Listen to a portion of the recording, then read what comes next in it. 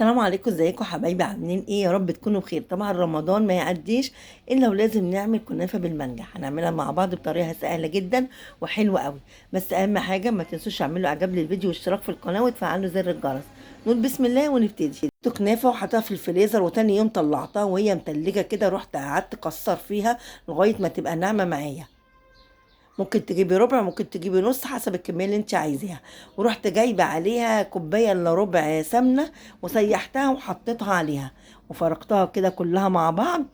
ورحت جايبه صاج وحطيتها في الصاج ودخلتها الفرن. طبعا قبل ما ادخلها بكون مشغله الفرن على درجه 180، واروح حطها في الصاج كده وادخلها الفرن تتحمر. وكل شويه من وقت للتاني اطلعها اقلب فيها وادخلها تاني لغايه ما طلعت معايا بالشكل ده، كلها لون واحد. بس زي ما بقولك لازم كل شويه تطلعيها تقلبيها وتدخليها تاني.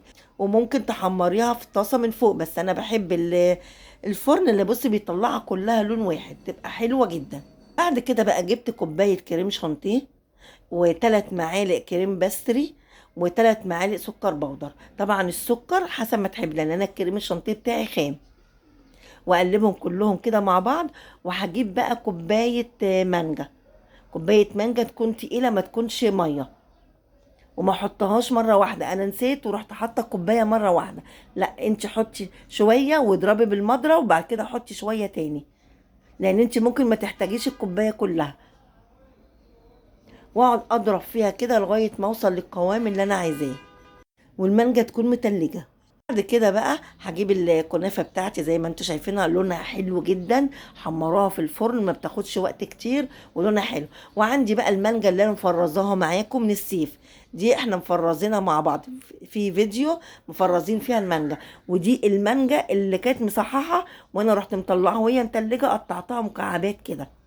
هجيب بقى اي طبق، اي حاجه عايزه تعملي فيها المانجا. انا عندي طبق الاكريليك دوت، رحت جايباه وحاطه فيه كريمه من تحت. وبعد كده حطيت طبقه كنافه. طبقه كنافه تكون رفيعه، يعني ما تكتريش الكنافه قوي، اعمليها طبقات رفيعه. وممكن ما تحطيش الكريمه الاول، ممكن تحطي الكنافه على طول. دي حاجه بقى التزويق دوت والترتيب، حاجه براحتك. بعد ما حطيت الطبقه كده، هروح جايبه مكعبات المانجا. الله على مكعبات المانجا، طلعتها اكنها فريش. الناس اللي بتقعد تقول ان المانجا لما بتشتغل مصححه بتبوظ وبتسود، لا بالعكس، المانجا هي اكنها فريش. احط بقى كده طبقه مكعبات مانجا، وممكن تضربيها في الخلاط من غير ميه زي اللي حطيتها للكريم شانتيه، وتحطيها بدل المكعبات. يعني كل دي افكار وبراحتك. بعد كده هعمل طبقه برضو من الكريم شانتيه، واحاول اسويه كده خالص. وهروح حاطه فوقيه بقى طبقه تانية من الكنافه. احنا بنعمل طبقات.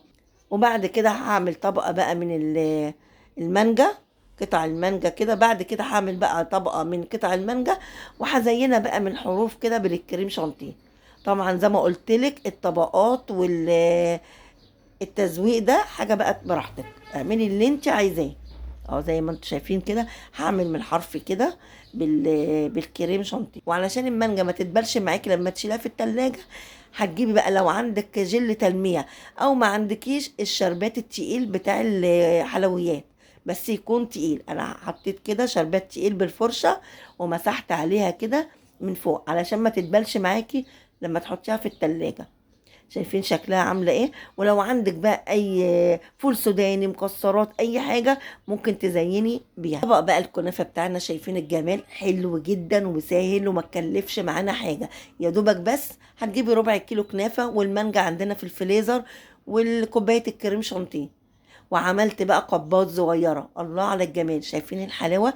بنفس برضو اللي عملته في الطبق الكبير، عملته في القبات الصغيره. بصي شكلها حلو جدا وما خدتش معايا وقت خالص. وحاجه بقى حلوه، لان احنا عارفين رمضان ده لازم الكنافه بالمانجا. جربوها وهتعجبكم ان شاء الله، وهتنفعكم جدا في العزومات. لو عندك عزومه وعملتي كده كل واحد قب كده صغير، هيبقى شكله شيك كده وحلو جدا.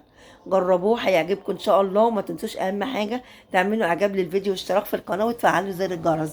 والسلام عليكم ورحمه الله وبركاته.